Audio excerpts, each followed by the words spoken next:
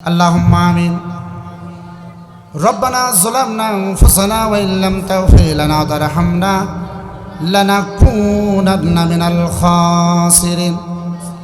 হায় আল্লাহ তাআলা আরশে আজিম থেকে তোমার রহমতের দৃষ্টিতে তাকিয়ে দেখো, আমরা তোমার গুনাহগার, নালায়েক, না খাস্তা, না হেঙ্গার কিছু বান্দা বান্দিরা একত্রিত হইয়া তোমার কোরআনুল কারীমের তাফসীর শোনার জন্য, তোমার মহানত্ব বিশালত্ব, তোমার রসুলের মিলাদ শোনার জন্য সমবেত হয়েছে। আল্লাহ, বাবি মদিনা হিফজুল কোরআন মহিলা ক্যাডেট মাদ্রাসা আল আজহার ইন্টারন্যাশনাল হিফজ মাদ্রাসা কর্তৃক আয়োজিত 2 দিন ব্যাপী এই মহতি তাফসীরুল কোরআনুল কারীম মাহফিলকে তুমি কবুল আর মঞ্জুর করে নাও।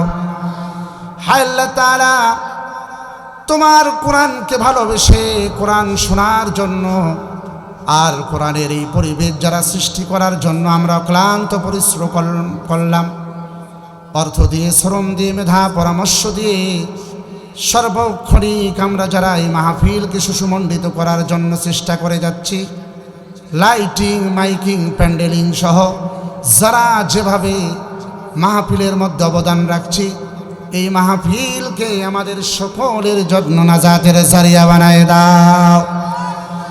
হায় আল্লাহ তাআলা, আমাদের সকলের আব্বা আম্মা, দাদা দাদি, নানা নানি, ভাই বোন, স্ত্রী, সন্তান, পরিবার পরিজন সহ সমস্ত মানুষগুলোকে মাফ করে দাও রব্বুল আলামিন।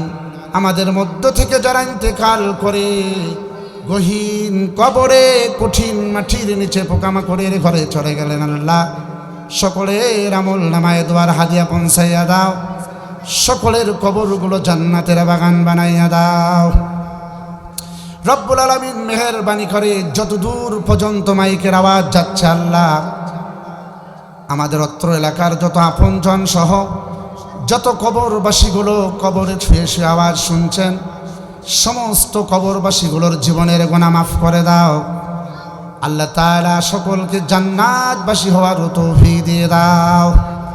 হায় আল্লাহ, আমরা যারা গুনার বোঝা কাঁধে নিয়ে তোমার কোরআন শোনার জন্য আসলাম, রব্বুল আলামিন আমাদের সকলের জীবনের গুনাহগুলো মাফ করে আমাদেরকে পূত পবিত্র জীবন দান করে দাও রব্বুল আলামিন। বাবে মদিনা হিফজুল কোরআন মহিলা ক্যাডেট মাদ্রাসা আল আজহার ইন্টারন্যাশনাল হিফজ মাদ্রাসা যতগুলো ছেলে মেয়ে মা বাবার কোল খালি করে মাদ্রাসার ফ্লোরে পড়ে থেকে তোমার কোরআন শেখার জন্য সর্বক্ষণিক চেষ্টা করছে, আলেম হওয়ার জন্য চেষ্টা করছে, মালিক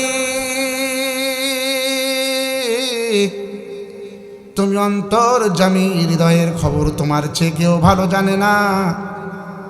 যে সময় মাগুলো কলিজার টুকরা সন্তানকে কাতার মধ্যে জড়ায় নিয়ে ঘুমায়, বাবাগুলো সন্তানের মুখ থেকে আব্বা ডাকটা শুনে হৃদয়কে ঠান্ডা করে, তোমার যে বান্দা বান্দিগুলো নারী ছেড়া ধন শুধুমাত্র কোরআনের জন্য, দিনের জন্য মাদ্রাসার প্রাঙ্গণে ফেলে রাখলো, মালিক সেই সব বান্দা বান্দিগুলোকে তুমি হাফেজ আলেমের আব্বা আম্মা হিসাবে কবুল করে নাও আল্লাহ। সমস্ত বাচ্চাগুলোকে হক্কানি হাফেজ আলেম হওয়ার তৌফিক দাও। যারা হাফেজ আলেম হচ্ছে, আল্লাহ তোমার দপ্তরে হাফেজ আলেম হিসাবে স্বীকৃতি দান করে দাও। তাকাব্বাল মিন্না ইন্নাকা আনতাস সামিউল আলিম ওয়া তুব আলাইনা ইয়া মাওলানা ইন্নাকা আনতাত তাওয়াবুর রহিম ওয়াজআল আখিরা কালিমাতুনা লা ইনদাল মাউতি লা ইলাহা ইল্লাল্লাহু মুহাম্মাদুর রাসূলুল্লাহ সাল্লাল্লাহু আলাইহি ওয়াসাল্লাম। জিকির করি লা ইলাহা ইল্লাল্লাহ সুবহানাল্লাহ আলহামদুলিল্লাহ। জিকিরের সাথে কারো দুশ্মনী আছে নাকি? এতগুলো মানুষ সবাই চুপ মেরে বসে আছি, আল্লাহর জিকির করলে আমাদের লাভ হবে না ক্ষতি হবে?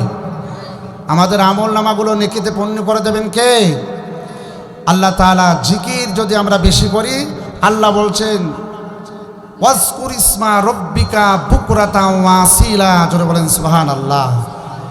যারা সকাল সন্ধ্যায় বেশি করে আমি আল্লাহর তাসবিহ পড়ে, জিকির করে, আমি তাদেরকে কল্যাণ দান করি, বলেন সুবহানাল্লাহ।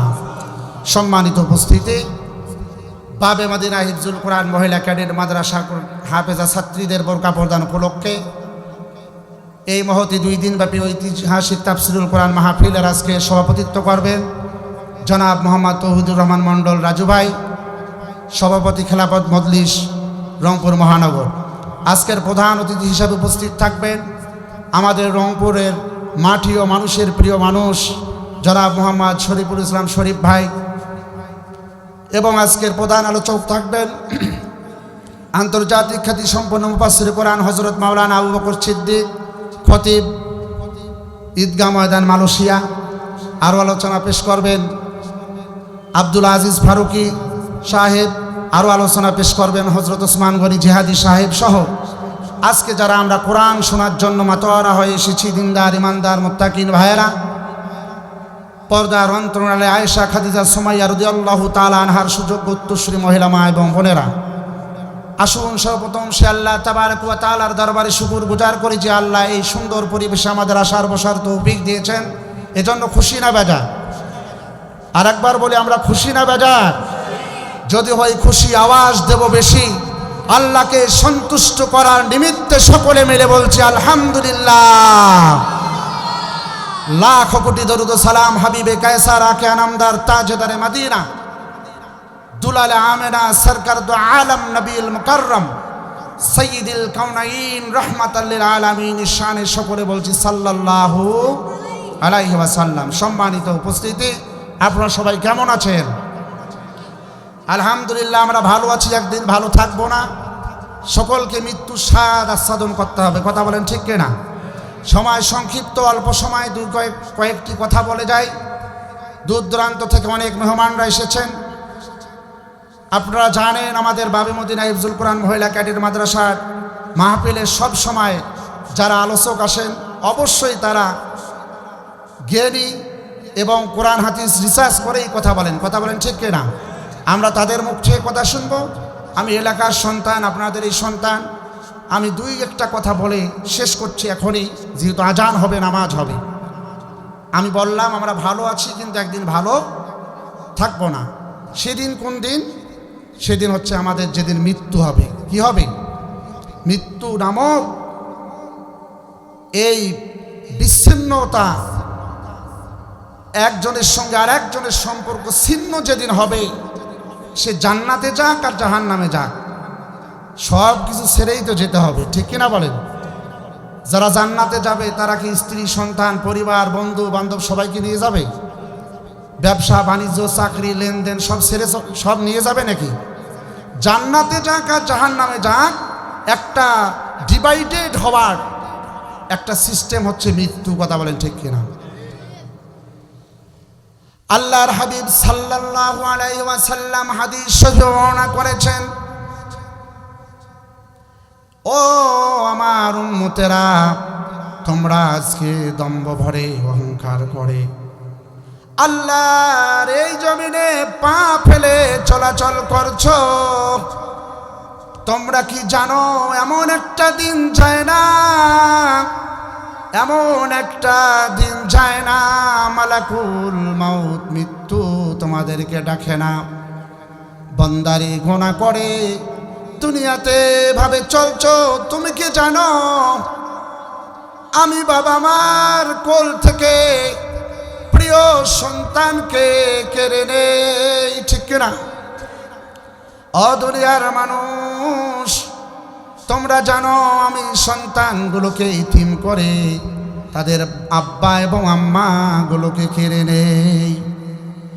শুধু তাই নয়, প্রিয়তমা স্ত্রীগুলোর কোল খালি করে তাদের স্বামীগুলোকে চিরদিনের জন্য তাদের কাছ থেকে কেড়ে নেই। শুধু তাই নয়, স্বামীগুলোর কোল থেকে প্রিয়তমা স্ত্রীগুলোকে কেড়ে নেই। অতএব সাবধান হও, হুঁশিয়ার হও, গুনার দিকে পা বাড়াইও না। ও আল্লাহর বান্দা, সময় থাকতে আল্লাহর হুকুম মানো, আল্লাহর বিধান মতো জীবন সাজাও। আল্লাহর কোরআন আখড়ায় ধরো। আল্লাহু আকবার। আর আমরা মোবাইল নিয়ে ব্যস্ত, টেলিভিশন নিয়ে ব্যস্ত, মানুষের সমালোচনা নিয়ে ব্যস্ত, রাজনীতি নিয়ে ব্যস্ত, সমাজনীতি নিয়ে ব্যস্ত। আল্লাহর বিধান মানার সময়, আল্লাহর বিধান মানার চিন্তা, মৃত্যুর ভয় করার সময় আমাদের, কথা বলেন ঠিক কিনা? সম্মানিত মুসলমান ভাইয়েরা আমার, পর্দার অন্তরের মহিলা মা এবং বোনেরা, এই মৃত্যু পৃথিবীর সবচেয়ে ভালো মানুষকে এই দুনিয়া থেকে তুলে নিয়েছে। এই মৃত্যু পৃথিবীর সবচেয়ে খারাপ মানুষকেও দুনিয়ায় থাকতে দেয় নাই, ঠিক না? সম্মানিত ভাইয়েরা আমার, মৃত্যুর একটা স্বাদ রয়েছে। যারা দুনিয়াতে ভালো কাজ করবে, আল্লাহর হুকুম মানবে, অবশ্যই তারা কল্যাণকামী হবে। মৃত্যুর স্বাদ তারাও গ্রহণ করবে, কথা বলেন ঠিক কিনা? দুনিয়ার জীবনে যারা খারাপ কাজ করবে, আল্লাহর বিধানকে বৃদ্ধাঙ্গুল দেখিয়ে তাগুতের গোলামি করবে, দুনিয়ার জন্য ইসলাম থেকে দূরে সরে যাবে, তাদেরকেও মৃত্যুর স্বাদ গ্রহণ করতে হবে, কথা বলেন ঠিক কিনা? সম্মানিত মুসলমান ভাইয়েরা আমার, আল্লাহ রসুলের সাহাবী হযরতে আমর ইবনে সাদ রাদিয়াল্লাহু তাআলা আনহু যখন মৃত্যুর গড়গড়ি শুরু হয়ে গেল, সমস্ত মানুষগুলো চতুর্দিক থেকে তেনাকে ঘিরে ধরে রয়েছে। কলিজার টুকরা সন্তান জিজ্ঞেস করল, আব্বা আপনি এখন কেমন আছেন? আপনার শরীরটা কেমন আছে? মৃত্যুর গড়গড়ি আসার সময়, জীবনের শেষ লগ্নে আল্লাহর নবীর সাহাবী বললেন, ও সন্তান, আমার মনে হচ্ছে দুটি পাহাড় দিয়ে আমার শরীরটাকে চেপে ধরা হয়েছে। আল্লাহু আকবার।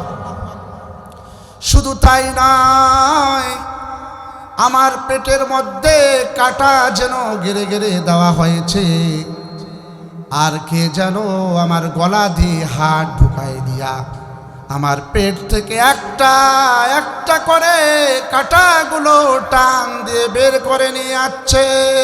আল্লাহু আকবার। ও আমার সন্তান, শুধু তাই নয়, আমার মনে হচ্ছে ধারালো কোনো অস্ত্র দিয়া আমার প্রতিটি লোমের গোড়ায় গোড়ায় আঘাত করে তিলে তিলে আমার জানটা কবজ করে নেওয়া হচ্ছে। আল্লাহু আকবার। সম্মানিত মুসলমান ভাইয়েরা, অপরদার অন্তরের মহিলা মা এবং বোনেরা, এটাই যদি হয় মৃত্যুর যন্ত্রণা, শুধু তাই নয়, দুজাহানের বাদশা সরকার তো আলম নবীল মুকাররম রহমাতুল লিল আলামিন, নবীজির যেদিন জানটা কবজ করা হয়, হযরত আজরাইল আলাইহিস সালাতু ওয়াস সালাম যখন আল্লাহ রসুলের বুকে হাত রেখেছে, সঙ্গে সঙ্গে আজরাইল আলাইহিস সালামকে ডাক দে। প্রিয় নবীজি বলেছেন, ও ভাই আজরাইল, আমার বুক থেকে দ্রুত হাতটা সরায় নাও, আমার মনে হচ্ছে উহুদ পাহাড়টা আমার বুকের উপরে উঠায় দেওয়া হয়েছে। আল্লাহু আকবার।